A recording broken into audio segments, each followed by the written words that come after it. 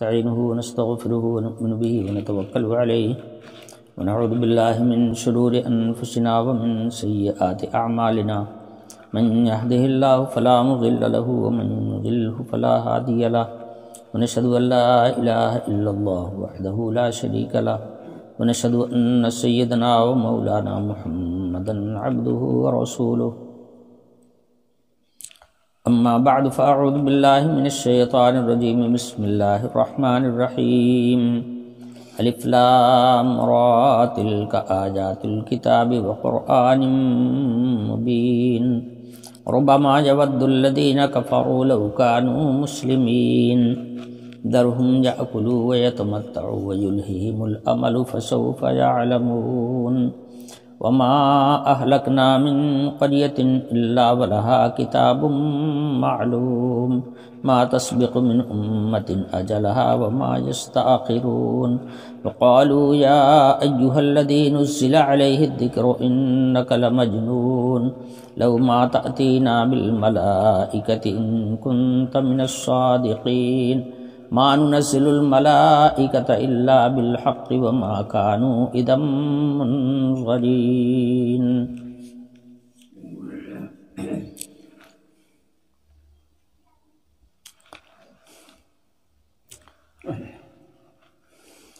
الف لام را، یہ حروف مقطعات میں سے ہے جس کے متعلق میں بارہا عرض کر چکا ہوں کہ قرآن پاک کی سورتوں کے شروع میں حروف مقطعات نازل ہوئے ہیں، اس لیے وہ پڑھے جاتے ہیں، ان پر ایمان رکھنا فرض ہے کہ یہ اللہ کا کلام ہے اور قرآن پاک کا جز ہے، تلاوت اس کی ضروری ہے، لیکن معنی اس کے کسی کو معلوم نہیں، کسی کو بھی اس کے معنی معلوم نہیں ہے کہ کیا ہے۔ یہ سر من اسرار اللہ ہے، اللہ ہی جانتا ہے کہ اس کا کیا مطلب ہے، اس لیے اس کے چکر میں پڑنا بھی نہیں ہے۔ آگے فرمایا گیا تلک آیات الکتاب وقرآن مبین، یہ کتاب کی آیتیں ہیں اور قرآن مبین کی آیتیں۔ کتاب سے مراد قرآن پاک۔ بعض حضرات نے کہا کہ کتاب سے مراد اللہ تعالیٰ کی آسمانی کتابیں ہیں،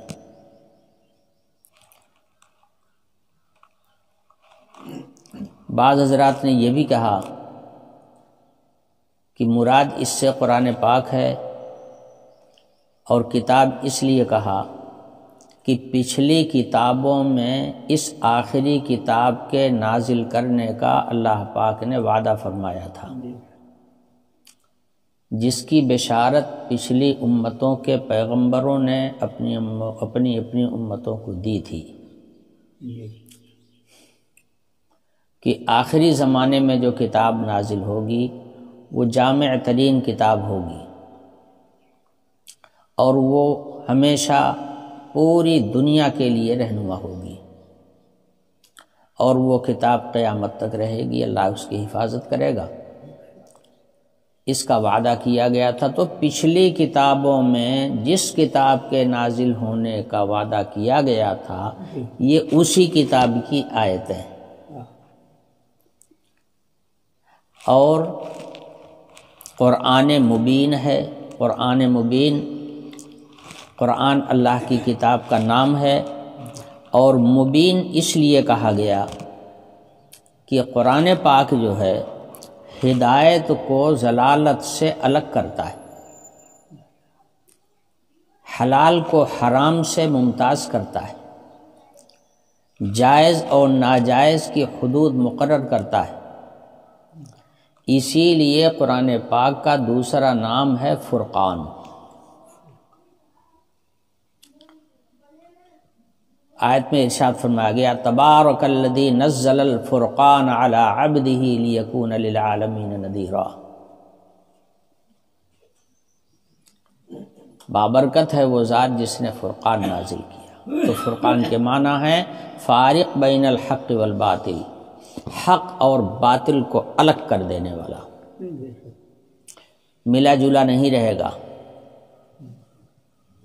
خلط ملط نہیں رہے گا، حق الگ ہو جائے گا، باطل الگ ہو جائے گا، اچھی چیزیں الگ ہو جائیں گی اور خراب چیزیں الگ ہو جائیں گی، صلاح الگ ہو جائے گی، فساد الگ ہو جائے گا۔ یہ خصوصیت ہے قرآن پاک کی۔ قرآن پاک میں جتنے احکام آئے ہوئے ہیں بالکل دو ٹوک ہیں، جو لیکن ذرا علم کی ضرورت ہے۔ جو علم رکھنے والا آدمی ہے اس کے نزدیک خلط ملط نہیں ہوتا۔ یہ نہیں ہے کہ اچھائی اور برائی دونوں گڈ مڈ ہو جائیں، ایک دوسرے میں مل جائیں، ایسا نہیں۔ قرآن بالکل حق کو باطل سے، صحیح کو غلط سے، جائز کو ناجائز سے ایک دم الگ اور ممتاز کر دیتا ہے۔ اس لیے اس کی صفت ہے مبین۔ یہ قرآن ہے جو صحیح اور غلط کو ایک دم الگ کر دینے والا ہے، بیان کر دینے والا ہے، واضح کر دینے والا ہے۔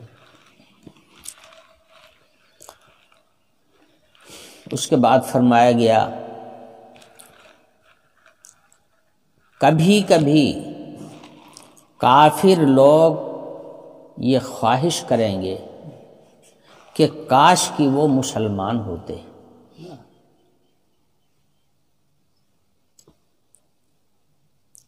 کافر کبھی کبھی اس بات کی خواہش کریں گے کہ کاش کہ وہ مسلمان ہو گئے ہوتے تو کتنا اچھا ہوتا۔ یعنی اپنے کفر پر ان کو خود ندامت ہوگی، اپنی حالت پر انہیں خود شرمندگی ہوگی، اور وہ یہ تمنا کریں گے کہ کاش کہ ہم مسلمان ہو گئے ہوتے تو بڑا اچھا ہوتا۔ یہ کون سا وقت ہوگا جس وقت کافر اس بات کی تمنا کرے گا کہ کاش کہ وہ مسلمان ہو گیا ہوتا؟ اس سلسلے میں حضرت جابر رضی اللہ عنہ کہتے ہیں کہ نبی پاک صلی اللہ علیہ وسلم نے ارشاد فرمایا کہ میری امت کے بھی کچھ لوگوں پر عذاب ہوگا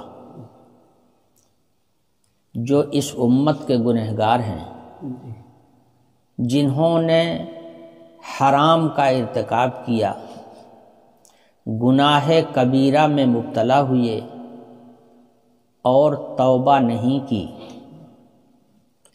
توبہ نصیب نہیں ہوئی، بغیر توبہ کیے ہوئے دنیا سے چلے گئے، تو ایسے لوگوں کو عذاب دیا جائے گا۔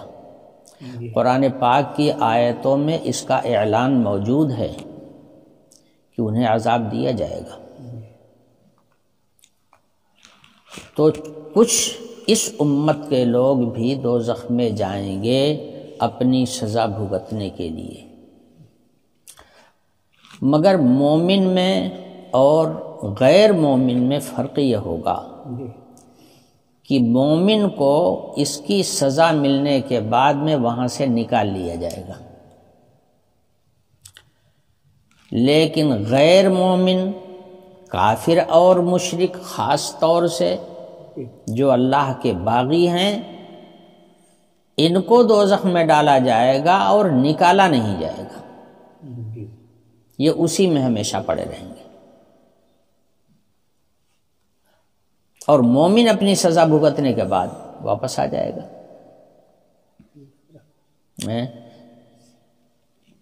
اس کو آپ یوں سمجھیے جیسے جگہ کر دیجئے تھوڑا تھوڑا ادھر ادھر ہو جائیے تو سب کے لیے جگہ ہو جائے۔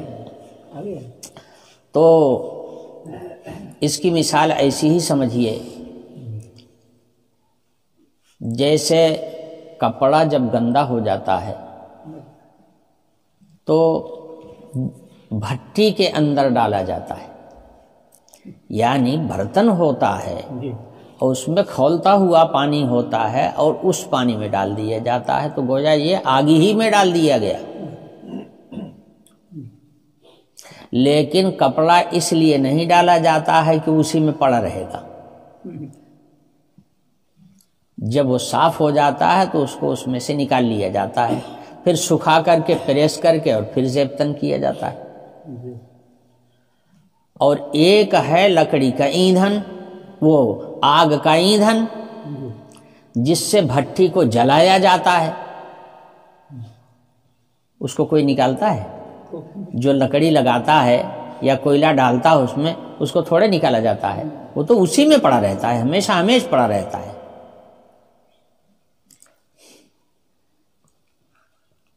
قرآن پاک کی ایک آیت میں فرمایا گیا فَاتَّقُوا النَّارَ الَّتِي وَقُودُهَا النَّاسُ وَالْحِجَارَةُ، اس آگ سے اپنے آپ کو بچاؤ جس کا ایندھن آدمی اور پتھر ہے۔ وہ ایندھن ہے، اس کا ایندھن کہا گیا ہے اس میں، تو ایندھن کو تھوڑے نکالا جاتا ہے، ایندھن تو اسی کے اندر پڑا رہتا ہے۔ انسان ڈالے جائیں گے، اور ان پتھروں کو بھی ڈال دیا جاتا تھا جن کو یہ پوجتے تھے، ان کو بھی ڈال دیا جائے گا، یہ جتانے کے لیے کہ لو تم بھی رہو، تمہارے معبود بھی تمہارے ساتھ رہیں۔ تو بہرحال میں عرض کر رہا تھا کہ حضور اکرم صلی اللہ علیہ وسلم نے ارشاد فرمایا کہ میری امت کے بھی بہت سے لوگ دوزخ میں جائیں گے، ایسے ہی جائیں گے جیسے آدمی کو جیل بھیج دیا جاتا ہے سزا بھگتنے کے لیے۔ اس کے بعد دوزخ میں اہل جہنم جو ہوں گے وہ ان مسلمانوں سے یہ کہیں گے کہ تم لوگ تو مسلمان تھے، تو یہاں جہاں ہم لوگ ہیں یہاں تم لوگ کہیں کو آ گئے، کیسے آ گئے؟ یہ تو سزا کا مقام ہے، یہ تو دکھ و تکلیف کا مقام۔ تم لوگ تو بتاتے تھے کہ جنت میں صرف مسلمان جائے گا، اور یہاں دوزخ ہم لوگوں کے، تو یہ دوزخ میں ہماری دوزخ میں تم لوگ کیسے آ گئے؟ یعنی تمہیں تو نہیں آنا چاہیے، گویا آر دلائیں گے۔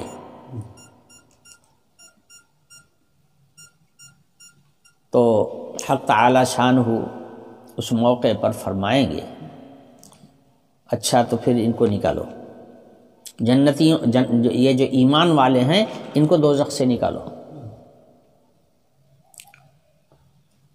جب یہ دوزخ سے نکالے جانے لگیں گے، ان کے نکلنے کا پروانہ آ جائے گا، اب کافر بچیں گے۔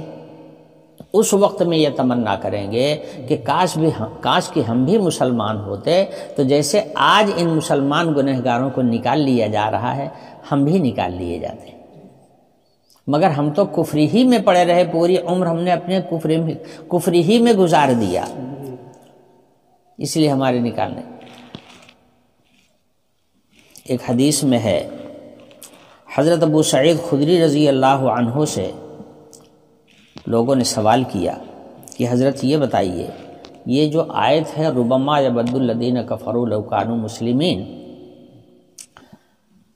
کہ کافر تمنا کریں گے کہ کاش کہ وہ بھی مسلمان ہوتے، اس سلسلے میں یہ جو آیت نازل ہوئی ہے، اس سلسلے میں آپ نے کچھ حضور اکرم صلی اللہ علیہ وسلم سے سنا تھا۔ اس امت کا سب سے افضل طبقہ حضرات صحابہ کا ہے۔ اس کی وجہ یہ ہے کہ انہوں نے قرآن کو حضور سے ڈائریکٹ سمجھا ہے۔ یہ مرتبہ بعد والوں کو نہیں مل سکتا، اسی لیے صحابہ کی پیر کی گرد کو بھی کوئی نہیں پہنچ سکتا ہے بعد والا، چاہے کتنا ہی اونچا مقام کیوں نہ مل جائے، مگر صحابہ کی گرد کو نہیں پہنچ سکتا۔ صحابہ نے ڈائریکٹ حضور اکرم صلی اللہ علیہ وسلم سے قرآن کو سمجھا ہے اور انہیں ایمان ملا ہے۔ حضور آفتاب نبوت ہیں، آفتاب نبوت سے ڈائریکٹ ان حضرات کو روشنی ملی، اس لیے ان کے مرتبے کو کوئی پہنچ نہیں سکتا۔ تو بعد میں حضور کے چلے جانے کے بعد امت نے صحابہ کی طرف رجوع کیا ہے۔ جو بات نہیں سمجھ میں آتی تھی، جو آیت نہیں سمجھ میں آتی تھی، اس کے سلسلے میں صحابہ کی طرف لوگ رجوع کرتے تھے اور صحابہ سے پوچھتے تھے کہ آخر اس بارے میں آپ نے حضور سے کچھ سنا تھا، اس سلسلے میں آپ کیا فرماتے ہیں؟ امت رجوع ہوتی رہی ہے صحابہ کی طرف۔ تو لوگوں نے سوال کیا کہ حضرت یہ جو آیت نازل ہوئی ربما یود الذین کفروا لو کانوا مسلمین، کہ کافر لوگ بھی ایک وقت تمنا کریں گے کہ کاش کہ وہ مسلمان ہوتے، یہ آیت سمجھ میں ٹھیک سے نہیں آ رہی ہے، اس کا کیا مطلب ہے؟ تو حضرت ابو سعید خدری رضی اللہ عنہ نے فرمایا کہ ہاں، میں نے حضور کو اس کی وضاحت کرتے ہوئے سنا تھا۔ حضور فرما رہے تھے کہ مومنوں میں سے بہت سے لوگ جہنم میں گئے ہوئے ہوں گے، جیسا میں نے بتایا بھی آپ کو کہ گناہ کبیرہ پر وعید آئی ہوئی ہے آیتوں کے اندر کہ ایسے لوگوں کو دوزخ میں بھیجا جائے گا، تو اپنی سزا بھگتنے کے لیے لوگ دوزخ میں جائیں گے۔ اللہ ان سے ناراض ہوگا، اس لیے سزا بھگتنے کے لیے ان کو وہاں جانا پڑے گا۔ لیکن دوزخ کے اندر دوزخی لوگ کہیں گے ان مسلمانوں کو عار دلانے کے لیے کہ تم تو کہتے تھے کہ ہم مسلمان ہیں اور مسلمان جنت کے لیے پیدا ہوا ہے، تو تمہارا اسلام اور تمہارا ایمان تو تمہیں کچھ بھی کام نہیں آیا، اس لیے کہ دوزخ جس سے بچنے کے لیے تم ایمان لائے تھے اس دوزخ میں تو تم آ ہی گئے، تمہیں ایمان لانے سے ملا کیا؟ تمہارے مسلمان رہنے سے تم کو فائدہ کیا ہوا؟ گویا یہ تانا دیں گے مشرک لوگ ان مسلمانوں کو جو دوزخ میں اس وقت سزا کاٹ رہے ہوں گے۔ یہ ایسے ہی ہے جیسے کہ کتنے مسلمان ہیں جو اپنے جرائم کی وجہ سے جیل بھیج دیے جاتے ہیں، ورنہ مسلمان جیل کے لیے تھوڑے پیدا ہوا ہے۔ مسلمان تو دنیا میں سلامتی لانے کے لیے آیا ہے، مسلمان خود بھی محفوظ رہتا ہے اور دوسروں کو کی بھی حفاظت کرتا ہے، اس کے ہاتھ سے، اس کی زبان سے اور اس کی شرارتوں سے دنیا محفوظ رہتی ہے۔ تو مسلمان تو سلامتی قائم کرنے کے لیے آیا ہے، جہاں مسلمان رہتا ہے وہاں امن اور چین رہتا ہے، سلامتی رہتی ہے، حفاظت رہتی ہے۔ اور جیل خانہ جو ہے وہ تو مجرموں کے لیے ہے جو فساد پھیلاتے ہیں۔ اب اگر کوئی مسلمان جیل میں چلا جائے تو حق ہے وہاں کے کافروں کو یہ کہنے کا کہ ابے ہم لوگ غیر مومن تھے، غیر مسلم تھے، اگر ہم آئے جیل خانے میں تو کوئی بات نہیں ہے، لیکن تم کیسے آگے؟ تم تو مسلمان تھے، تم تو سلامتی کا پیغام دیتے تھے، تم تو لوگوں کا تحفظ کرتے تھے، جان کی، مال کی، عزت کی، آبرو کی، ہر چیز کی حفاظت کرتے تھے اور حفاظت کی تعلیم دیتے تھے، تو تمہارے ساتھ جرم کا دھبا کیسے لگا؟ تمہیں تو جیل خانے میں نہیں آنا چاہیے، ہے نا؟ تو بات یہ ہے کہ جیل خانے میں وہی لوگ تو جاتے ہیں نا جو کافروں جیسا عمل یہاں کرتے ہیں، جرم کرتے ہیں، مجرم بنتے ہیں۔ جب مجرم بنتے ہیں تو جیسے کافر پکڑا جاتا ہے، مسلمان بھی پکڑا جاتا ہے۔ بہرحال اہل دوزخ، یہ جہنمی لوگ جو ہوں گے وہ، اچھا اب آپ یہ سوچ رہے ہوں گے کہ جو آدمی جل رہا ہو وہ بات کیسے کرے گا؟ بات یہ ہے کہ دنیا میں تو آدمی کو جب بہت بڑی مصیبت آتی ہے تو موت آ جاتی ہے، مر جاتا ہے، سمجھے؟ تڑپتا ہے اور اس کے بعد تڑپ کر کے مر جاتا ہے۔ مگر آخرت کے عالم میں کسی کو موت نہیں آئے گی، تکلیف سہ رہے ہوں گے مگر زندہ ہوں گے، مردہ نہیں ہوں گے۔ یہ ایسے ہی ہے جیسے آپ کے پیر میں پھوڑا ہو جائے اور پورے پیر میں ہو جائے تو تکلیف تو آپ محسوس کر رہے ہیں، اذیت محسوس کر رہے ہیں، درد ہو رہا ہے اور چلہک رہا ہے، تڑپ رہے ہیں آپ، مگر ہیں زندہ، ہے نا؟ ہیں زندہ۔ تو ایسے ہی دوزخی جو ہوگا وہ دوزخ کے اندر ہوتے ہوئے تڑپ رہا ہوگا، سسک رہا ہوگا اور مصیبت میں مبتلا ہوگا، مصیبت بڑھ رہی ہوگی ہر وقت میں، اس کے باوجود زندہ رہے گا۔ تو یہ کہنے کا اس کو موقع رہے گا کہ تم کیسے آ گئے میاں، ہم آئے تو تم کیسے آ گئے؟ تم لوگ تو مسلمان تھے، ایمان والے تھے، لا الہ الا اللہ محمد رسول اللہ کا کلمہ پڑھنے والے تھے، اور جو آدمی مسلمان ہوتا ہے وہ دوزخ میں تھوڑے جاتا ہے۔ یہ تانا دیں گے جہنمی لوگ ان گنہگار مسلمانوں کو۔ حق تعالی شانہ کا غصہ اس وقت تک ٹھنڈا ہو چکا ہوگا، چونکہ قیامت جو ہے نام ہے اللہ کے غصے کا۔ جب اس عالم سے حق تعالی شانہ غصہ ہوں گے تو قیامت کی شکل بن جائے گی۔ اب اس موقع تک کافی غصہ ٹھنڈا ہو چکا ہوگا تو حق تعالی شانہ فرمائیں گے گویا ان لوگوں کا یہ طعنہ اللہ تعالیٰ کو اچھا نہیں لگے گا کہ ایک میرا نام لینے والا، لا الہ الا اللہ کا راگ الاپنے والا، اس کو طعنہ دیں دوزخی لوگ۔ حق تعالی شانہ فرمائیں گے انبیاء علیہ الصلوۃ والسلام کو سفارش شروع کرو، سفارش کا دروازہ کھل جائے گا۔ اب انبیاء علیہ الصلوۃ والسلام شفاعت کریں گے، اولیاء اللہ کو اجازت مل جائے گی، وہ شفاعت کریں گے، پھر کامل درجے کی ایمان والوں کو اجازت مل جائے گی، وہ شفاعت شروع کریں گے، اور اس طرح سے شفاعت کا دروازہ کھل جائے گا۔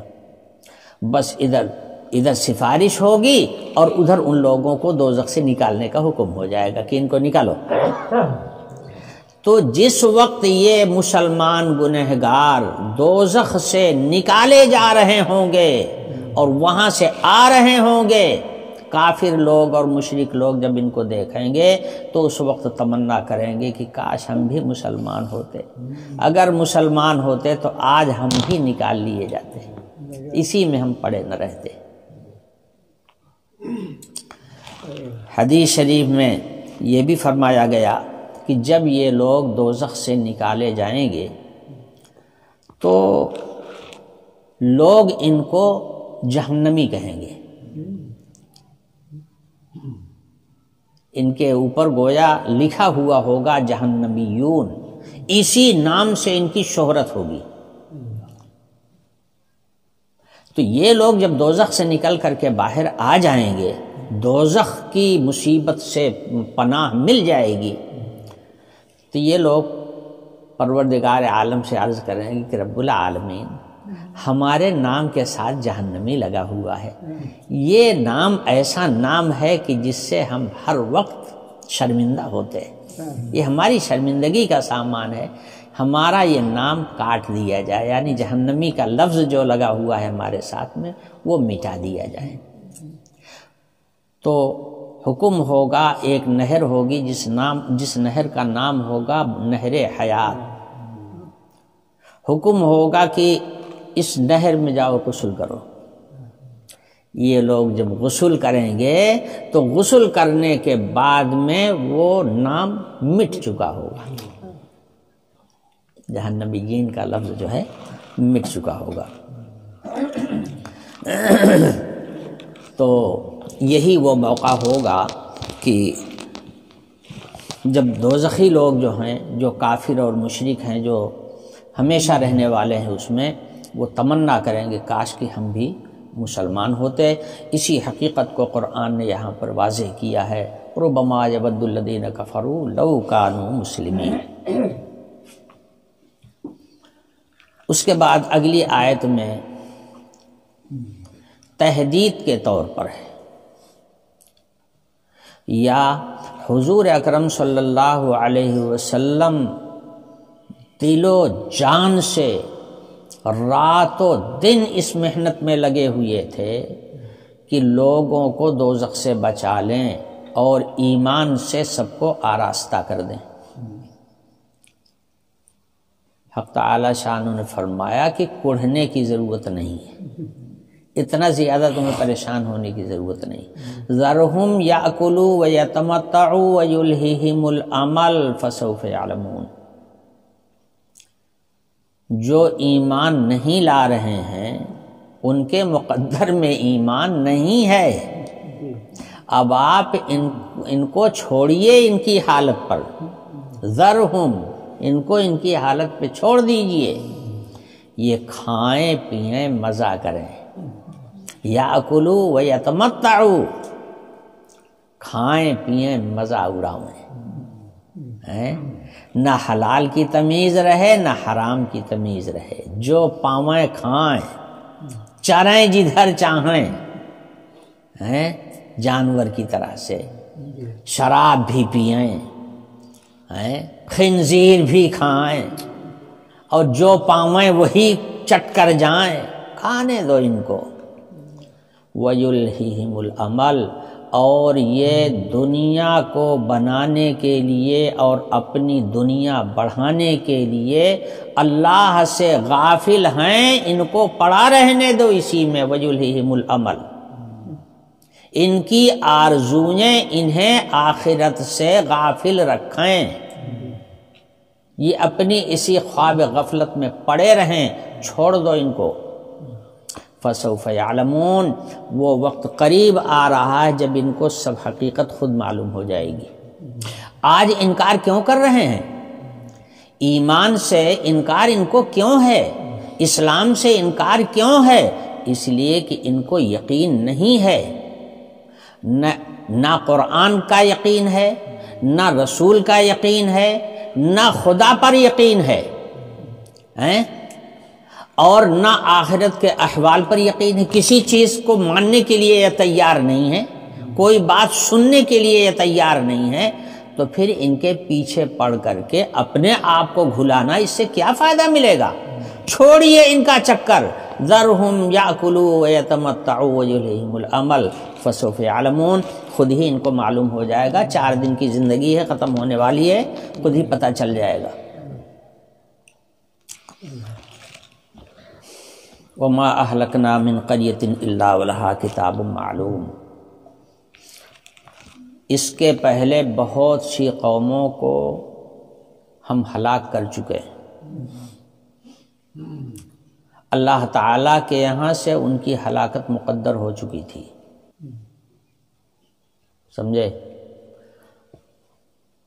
عام طور پر یہ سمجھا جاتا ہے کہ آدمی غلط حرکتیں کرتا ہے اور اس کی وجہ سے وہ عذاب میں پکڑا جاتا ہے،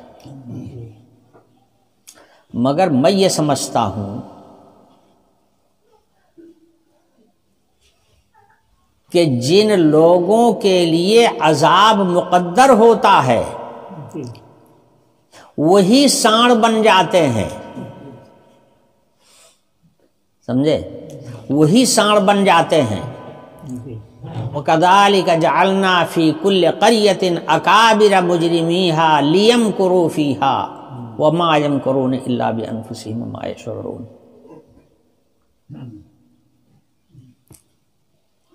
جب کسی بستی پر اللہ کے یہاں سے عذاب مقرر ہوتا ہے تو اس کے بڑے بڑے لوگوں کو یہ چھوٹ دے دی جاتی ہے، ڈھیل دے دی جاتی ہے کہ وہ فساد برپا کرنا شروع کرتے ہیں، پھر وہ فساد کرتے ہیں، اور جب فساد میں انتہا کر دیتے ہیں تو بس اللہ کی پکڑ اسی وقت ہو جاتی ہے، سمجھے؟ اسی کو فرمایا گیا ما اہلکنا من قریۃ الا ولہا کتاب معلوم، جب ہم کسی بستی کو ہلاک کرتے ہیں تو ان کی ہلاکت اللہ تعالیٰ کے یہاں سے مقرر ہوتی ہے، سمجھے؟ ہلاکت مقرر ہوتی ہے، پھر وہ کسی کی بات نہیں سنتے اور غلط راستہ چھوڑنے کے لیے تیار نہیں ہوتے۔ انبیاء بھی اگر ان کے سامنے آ جاتے ہیں تو وہ ان کو بھی ٹھکرا دیتے ہیں، اتنے سخت ہوتے ہیں وہ برائی میں اور برے افعال میں، کسی کی بات وہ سننے کے لیے تیار نہیں ہوتے۔ اس کا مطلب ہی یہی ہوتا ہے کہ اللہ کے یہاں سے ان کے لیے سزا مقرر ہو چکی ہے۔ ارے بھائی ہم دنیا ہی میں نہیں دیکھتے، بعض لوگ قتل غارت گری کو اپنا پیشہ بنا لیتے ہیں، تو سمجھدار لوگ جو ہوتے ہیں وہ پہلے ہی سے یہ کہتے ہیں کہ اب یہ برباد ہونے والا ہے نا، حالانکہ بھی برباد نہیں، ابھی تو برباد کر رہا ہے سب کو، لیکن سمجھدار لوگ جو ہوتے ہیں اسی وقت فیصلہ کر لیتے ہیں اب یہ الٹا راستہ چل رہا ہے، یہ تباہ ہو جائے گا، یہ برباد ہو جائے گا، اور کچھ ہی دنوں کے بعد پتہ چلتا ہے کہ کہیں کاؤنٹر کر دیے گئے، کہیں جیل میں ڈال دیے گئے، کہیں پھانسی پہ چڑھا دیے گئے، کیا سے کیا ہو گیا۔ 4 دن نہیں لگتے، 4 دن کے بعد ہی سارا قصہ ختم ہو جاتا ہے۔ تو کہنے کا مطلب یہ ہے کہ اللہ تعالیٰ کے یہاں سے مقرر ہو چکتا ہے، فیصلہ ہو چکتا ہے جب تباہی اور بربادی کا یا آخرت میں عذاب کا، تو پھر وہ ٹلنے والا نہیں ہوتا۔ آپ لاکھ سمجھاویں، لاکھ رکاوٹ پیدا کریں، مگر جس کو جہنم میں جانا ہے وہ کرے گا کام وہی جس سے وہ جہنم میں جائے، اس کام سے وہ باز نہیں آ سکتا ہے کسی طرح سے۔ اس کے بعد فرمایا ما تسبق من امۃ اجلها وما یستأخرون، جہاں تک حفاظت اور ہلاکت کا تعلق ہے تو اس کے ذمہ وہ بھی اللہ تعالیٰ کے فیصلے سے ہوتا ہے، جیسے موت اور زندگی یہ اللہ کے فیصلے سے ہوتی ہے۔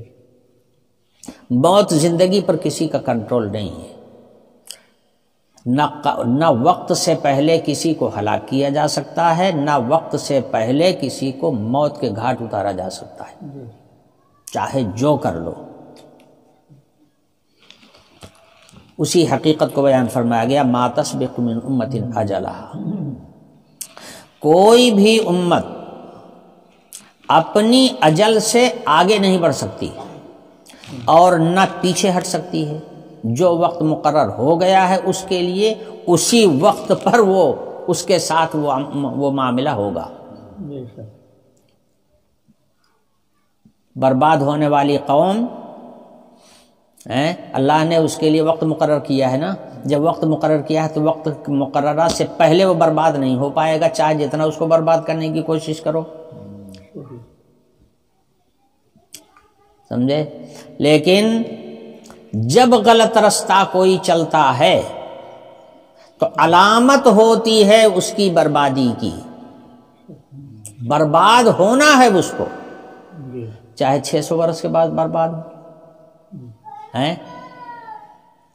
فرعون کو 600 برس کی زندگی ملی تھی، نہ جانے کتنے آئے اور چلے گئے، اور وہ دندناتا گھومتا تھا، اسی لیے تو کہتا تھا کہ خدا میں ہوں، اور لوگوں کو بھی یقین ہو جاتا کہ یار کتنے آئے چلے گئے، اس تو مرتا ہی نہیں ہے، تو جو نہ مرے وہی تو خدا ہے۔ لوگوں کو بھی یقین تھا، اسی لیے اس کی پوجا ہو رہی تھی، سمجھے؟ لیکن ہوا برباد کہ نہیں؟ دنیا نے دیکھا اپنی آنکھوں سے اس کی بربادی کو، تو دن چاہے جتنے لگ جائیں، لیکن جب چونٹی کے جسم میں پر جم گئے تو علامت ہے اس کی ہلاکت کی، بربادی کی، اس کو برباد ہونا ہے۔ اب یہ بات الگ ہے کہ ہم چاہ رہے ہیں کہ ابھی ہو جائے، مگر اللہ نہیں چاہ رہا کہ ابھی ہو، اللہ نے اس کا وقت مقرر کر رکھا ہے، اپنے وقت پہ برباد ہوگا، مگر ہوگا ضرور۔ ظلم کی ٹہنی کبھی پھلتی نہیں، ناؤ کاغذ کی کبھی چلتی نہیں۔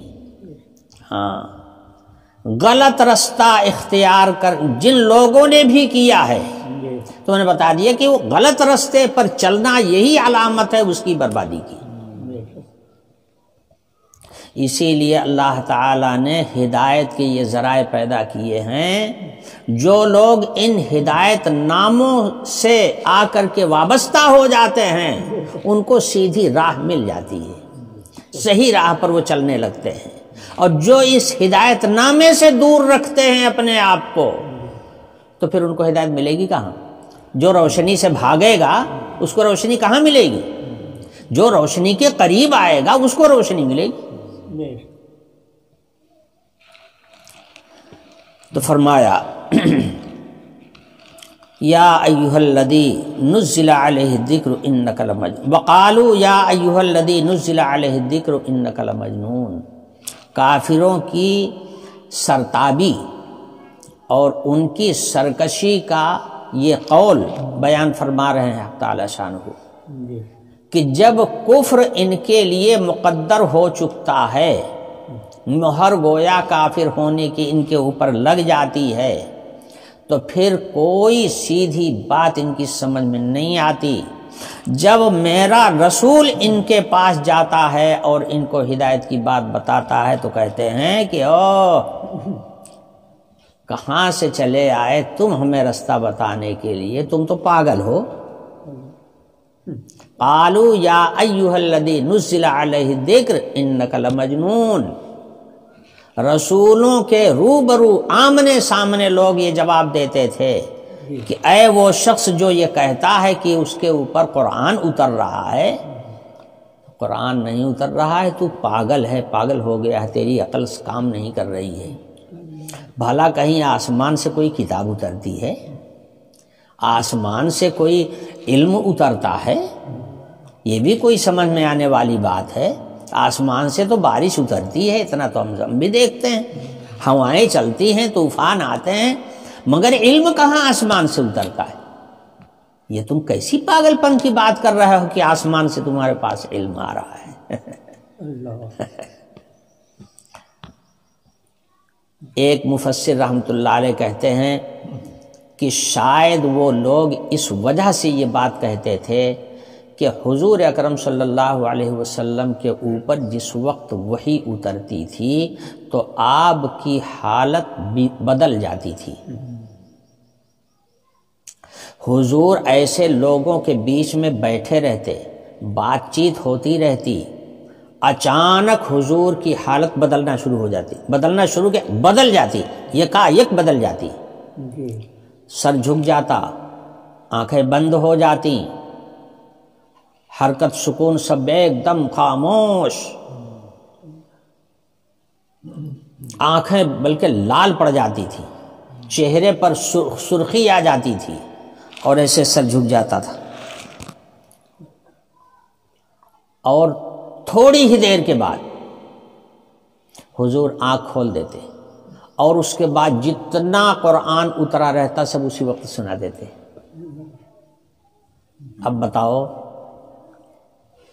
یہ کیفیت اگر کسی اور انسان پر طاری ہو تو جو یاد رہتا ہے وہ بھی بھول جاتا ہے۔ علم کہاں سے آئے گا ایسی حالت میں؟ ایسی حالت میں علم نہیں آتا کسی کو.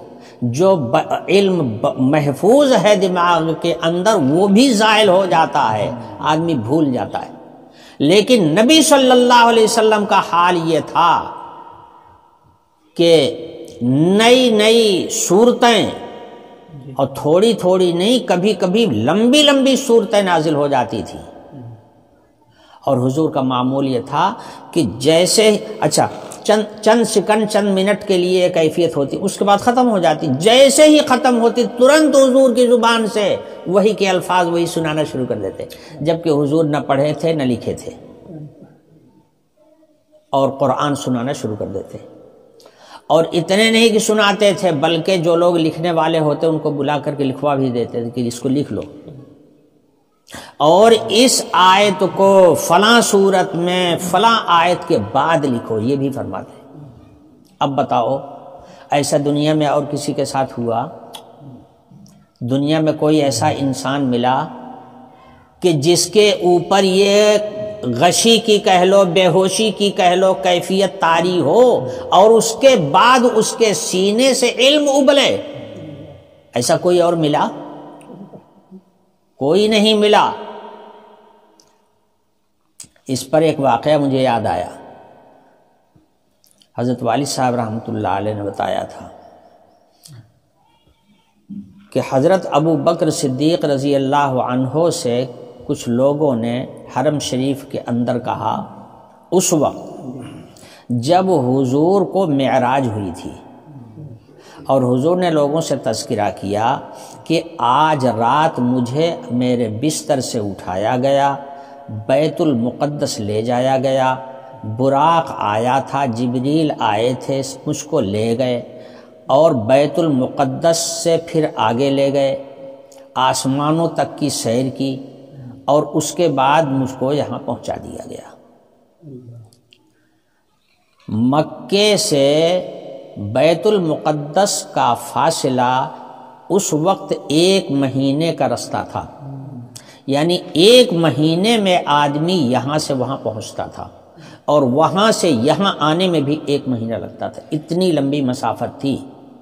جب حضور نے کہا مجھے راتوں رات لے جایا گیا اور مجھے پہنچا دیا گیا، تو شام کو بھی مکے میں تھے، صبح بھی مکے میں ہیں.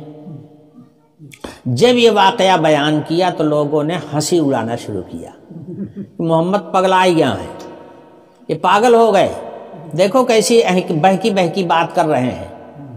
بھلا جہاں کی مسافت 1 مہینے کی ہے، وہ کہہ رہے ہیں کہ راتوں رات ہمارا سارا سفر ہو گیا، اور یہیں تک کا نہیں بلکہ آسمانوں تک کا سفر ہو گیا. دیکھو محمد پاگل ہو گئے ہیں. خوب ہنسی ٹھٹھا اڑایا جا رہا تھا. اتنے میں حضرت ابو بکر صدیق رضی اللہ عنہ نظر آ گئے. تو کسی نے کہا، ابو جہل تم محمد کے ساتھی ہو اور محمد کی ہر بات کی تم تائید کرتے ہو، مگر دیکھو محمد کیسا پاگل پن کی بات کر رہے ہیں، محمد تمہارے ساتھی ہیں. تو انہوں نے پوچھا کہ کیا کہہ رہے ہیں؟ کہا کہ یہ کہہ رہے ہیں کہ مجھے یہاں میرے بستر سے اٹھایا گیا، لے جایا گیا بیت المقدس، اور سب آسمانوں کی سیر کی، اور اس کے بعد واپس آ گئے، اور حال یہ ہے کہ شام یہی تھے اور صبح بھی یہی ہیں، اور کہہ رہے ہیں اتنا لمبا سفر کر کے آ رہے ہیں. یہ پاگل پن نہیں، کیا سلیقے کی بات ہے؟ حضرت ابو بکر صدیق رضی اللہ عنہ نے سن کر کے فرمایا کہ یہ کون سی بڑے تعجب کی بات ہے. اس سے زیادہ تعجب کی بات تو یہ ہے کہ روزانہ حضور کے اوپر آسمان سے آیتیں اترتی ہیں اور وہ علم ہم لوگوں کو ملتا ہے. اگر حضور کے اوپر آسمان سے علم اتر سکتا ہے تو حضور آسمانوں پر جا کیوں نہیں سکتے؟ اس میں کون سی تعجب کی بات ہے؟ جب ان کے پاس وہاں سے علم آ سکتا ہے تو وہ وہاں تک جا بھی سکتے ہیں. یہ کہا حضرت صدیق اکبر رضی اللہ عنہ نے. سمجھے؟ تائید کی. تو کہنے کا مطلب یہ ہے کہ اس کیفیت کو دیکھ کر یہ لوگ کہنے لگے ارے یہ کچھ نہیں، یہ بے ہوش ہوتا ہے اور پاگل ہو، یہ پاگل پن کی بات کرتا ہے، یہ بات تھی، سمجھے؟ تو یہ تانا دیا کرتے ہیں، یا ایھا الذی نزل علیہ الذکر انک لمجنون لو ما تأتینا بالملائکۃ ان کنت من الصادقین۔ اور ایک بات کافر لوگ یہ بھی کہتے تھے حضور سے کہ اگر تم اپنے اس دعویٰ میں سچے ہو کہ یہ کلام اللہ کا ہے تو تم بلاؤ کسی فرشتے کو، جو فرشتہ آ کر کے تمہاری بات کی تصدیق کرے کہ ہاں یہ سچ کہہ رہے ہیں، تب تو ہم مان لیں گے، سمجھے؟ اور مان کیا لیں گے؟ کہاں مانتے ہیں ایسے لوگ جو کٹ حجتی کرتے ہیں، وہ مانتے نہیں ہیں۔ ماننے والے لوگ تو اور ہی ہوتے ہیں، جو ماننے والے لوگ ہوتے ہیں وہ کٹ حجتی نہیں کرتے، سمجھے؟ ماننے والے لوگ کٹ حجتی نہیں کرتے، اور جو کٹ حجتی کرتے ہیں وہ کوئی بات مانتے نہیں ہیں۔ قریش مکہ کے بڑے بڑے سرداروں نے مل کر کے کہا تھا کہ محمد اگر چاند کی طرف اشارہ کرو اور یا چاند کے دو ٹکڑے کر دو تو ہم مان لیں گے تم کو اللہ کا نبی، مان لیں گے، اسی وقت مان لیں گے اور تمہاری ہر بات کو مان لیں گے۔ حضور اکرم صلی اللہ علیہ وسلم نے وہ معجزہ دکھایا تو حضور نے کیا دکھایا؟ اللہ سے دعا مانگی، اللہ نے وہ معجزہ آپ کے ہاتھوں پر ظاہر فرمایا کہ آپ نے انگلی سے اشارہ کیا، چاند کے 2 ٹکڑے ہو گئے، جس کو عرب ہی میں نہیں بلکہ ہندوستان میں بھی دیکھا گیا۔ اور جن لوگوں کے مقدر میں ایمان تھا وہ ہندوستان سے بھی جا کر کے وہاں مسلمان ہوئے، اور جن لوگوں نے کہا تھا کہ اگر آپ ایسا کر کے دکھا دو تو ہم مسلمان ہو جائیں گے، انہوں نے کہا کہ او ہو اب تو پتہ چل گیا کہ واقعی یہ بہت بڑے جادوگر ہیں، انہوں نے جادو دکھا دیا۔ تو یہ ہے، میں نے بتایا کہ کٹ حجتی کرنے والے کو کبھی ہدایت نہیں ملتی، اور جن کو ہدایت ملتی ہے وہ کٹ حجتی نہیں کرتے۔ لو ما تأتینا بالملائکۃ ان کنت من الصادقین۔ حق تعالی شان ہوئی اس کا جواب ارشاد فرما رہے ہیں، ما ننزل الملائکۃ الا بالحق وما كانوا اذا منذرین۔ تم یہ کہتے ہو کہ نبی کی تائید اور تصدیق کرنے کے لیے کوئی فرشتہ آئے آسمان سے، وہ تصدیق کرے تب تم مانو گے؟ ہیں؟ نبی تو تمہارے جیسا ہے، انسان ہے، اس کی بات ماننے کے لیے تم تیار نہیں ہو، آسمان کا فرشتہ آ کے بتا دے گا تو تم مان لو گے؟ جنات آ کے تصدیق کر دے گا تو تم مان لو گے؟ انسان کی بات جو نہیں مانتا وہ جنات اور ملائکہ کی فرشتوں کی بات کیا مانے گا؟ اور سن لو، ہم فرشتوں کو 2 ہی کام کے لیے دنیا میں بھیجتے ہیں، یا تو اپنا کلام لے کے بھیجتے ہیں اور یا پھر عذاب لے کے بھیجتے ہیں، یا کلام لے کے بھیجتے ہیں یا عذاب لے کے بھیجتے ہیں۔ تو فرشتہ اگر نبی کی تصدیق کرنے کے لیے آئے گا تو اس کا نتیجہ کیا نکلے گا؟ اگر اس وقت تم اس کو قبول کرنے سے اعراض کرو گے، کنارہ کشی اختیار کرو گے، اسی وقت اللہ کا عذاب آ جائے گا تمہارے اوپر اور تم برباد کر دیے جاؤ گے۔ اللہ کا یہی دستور ہے۔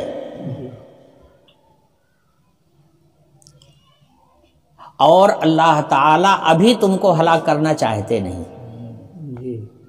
اس لیے کہ تم اللہ کے رسول کے انکاری ہو، تم اللہ کے باغی ہو، مگر اللہ تعالیٰ تمہاری اولاد میں ایسے لوگوں کو پیدا کرے گا جو اسلام کے علم بردار ہوں گے، اس لیے اللہ تمہیں ہلاک نہیں کرے گا، تم کو اس لیے باقی رکھا ہے کہ تمہاری آل اولاد کو اللہ ایمان دینے والا ہے۔ وہ ہدایت ان کو ملے گی، اس لیے اللہ تم کو برباد نہیں کرنا چاہتے۔ اور ضابطہ یہی ہے کہ ما ننزل الملائکۃ الا بالحق وما كانوا اذا منذرین، نہیں اتارتے ہیں ہم فرشتوں کو مگر حق لے کر، حق سے مراد مفسرین نے کہا کہ عذاب لے کر، سمجھے؟ وما كانوا اذا منذرین، اور جب فرشتہ آ جاتا ہے تو پھر لوگوں کو مہلت نہیں ملتی، پھر ہلاک کر دیے جاتے ہیں، جیسے حضرت صالح علیہ السلام سے مطالبہ کیا تھا ان کی قوم نے، منہ بولا مطالبہ پیش کیا تھا۔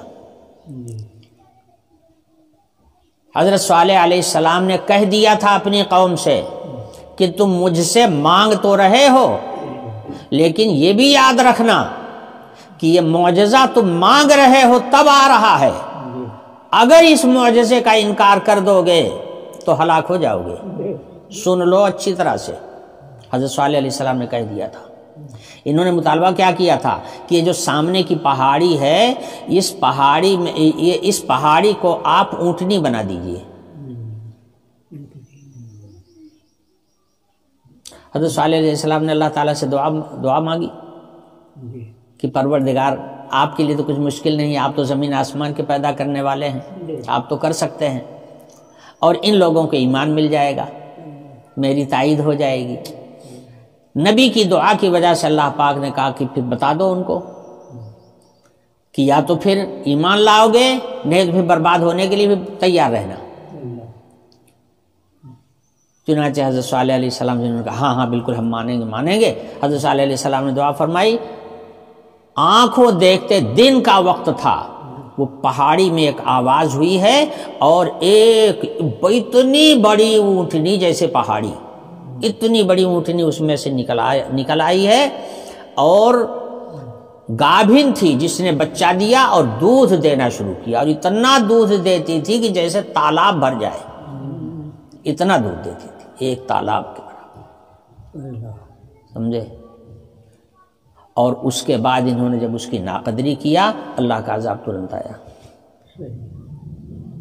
تو یہ اللہ تعالیٰ کے ہاں کا دستور ہے، جب اللہ فرشتہ بھیجتے ہیں تو پھر بالکل دو ٹوک فیصلہ ہوتا ہے، یا ادھر یا ادھر، پھر درمیانی راستہ ختم ہو جاتا ہے۔ اور ایسے میں کہ چھٹا ہوا ہے آدمی، بے ایمان ہے، نہیں مان رہا ہے، چھٹا ہوا ہے، یہ نہیں مانتا، اس کی اولاد میں ہو سکتا ہے کسی کو اللہ ہدایت دے دے، اعلی اولاد ہو سکتا ہے کہ مومن ہو جائے، یہ امید ہوتی ہے۔ اسی لیے اللہ تعالیٰ نے اپنے نبی آخر الزماں صلی اللہ علیہ وسلم کی مصیبتوں اور تکلیفوں کو دیکھ کر اللہ نے حضور کی قوم پر عذاب نہیں بھیجا، جبکہ اس قوم میں ایسے لوگ تھے جنہوں نے حضور کو پتھر سے مارا تھا، اور اتنا مارا تھا کہ جوتا خون سے بھر گیا تھا، چلنے کی سکت نہیں رہ گئی تھی۔ ساتھی نے کہا کہ حضور اس قوم کے لیے بد دعا کیجئے۔ حضور نے کہا نہیں، بد دعا نہیں کروں گا، یہ بیچارے نادان ہیں، مجھے پہچانتے نہیں ہیں، یہ نہیں پہچانتے ہیں، اللہ ہو سکتا ہے ان کی اعلی اولاد کو اس کی آنکھ دے دے اور وہ مجھ کو پہچان لیں، اس لیے میں ان کے لیے بد دعا نہیں کروں گا۔ نبی نے بد دعا نہیں کی۔ تو فرشتہ آتا ہے تو دو ٹوک فیصلہ ہوتا ہے، اس لیے نہ ہم فرشتہ بھیجیں گے اور نہ تمہیں ہم ابھی بربادی ہی کریں گے، دونوں ہی کام نہیں ہوگا اپنے وقت پر۔ اب یہیں پر بند کرتے ہیں، وآخر دعوانا الحمدللہ رب العالمین۔